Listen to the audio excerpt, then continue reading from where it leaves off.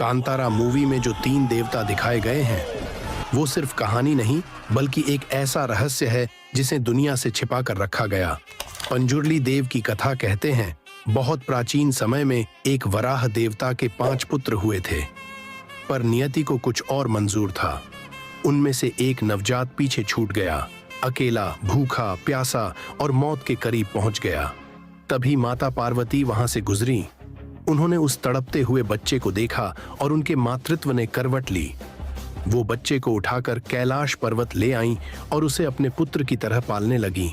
सालों बीत गए, पर वह बालक बड़ा होकर एक भयानक वराह बन गया, जिसके दांत पहाड़ जैसे और शक्ति अग्नि जैसी थी। पर उसी शक्ति ने उसे पीड़ा भी दी। उसके शरीर में भयंकर खुजलाहट रहती और वह उसे मिटाने के लिए धरती की फसलें रौंदने लगा।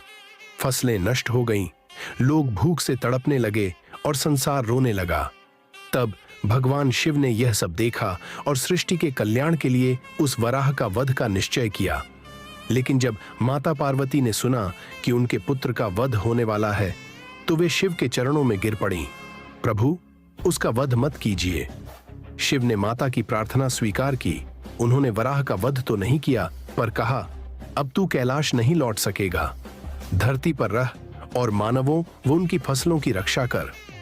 और तब से वह वराह पंजुर्ली देव कहलाए, धरती की रक्षा करने वाले दैवीय रक्षक। अब आती है कथा गुलिक देव की। एक बार भगवान शिव के गण एक यज्ञ कर रहे थे। उसी यज्ञ की राख से एक पत्थर निकला, जिसे शिव ने आशीर्वाद देकर धरती पर फेंक दिया, और उसी पत्थर से उत्पन्न हुए गुलिक देव।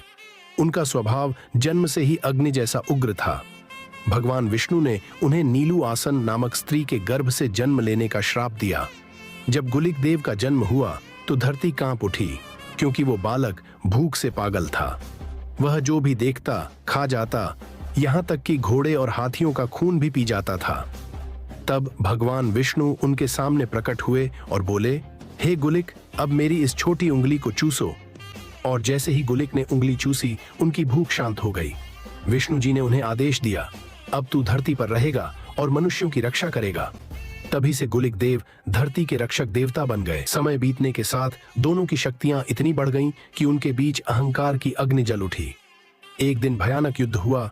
तभी माता पार्वती प्रकट हुई। उन्होंने दोनों को शांत किया और कहा, तुम दोनों भाई हो, धरती तुम्हारी माता है, अब साथ मिलकर उसकी रक्षा करो। तब से पंजुर्ली देव और गुलिक देव धरती पर साथ रहते हैं, और जिनके घर ये दोनों पूजे जाते हैं, वहां न तो दुष्ट शक्तियां आती हैं, न ही फसलों का नाश होता है। ऐसे रहस्य के लिए हमारे चैनल को सब्सक्राइब करें।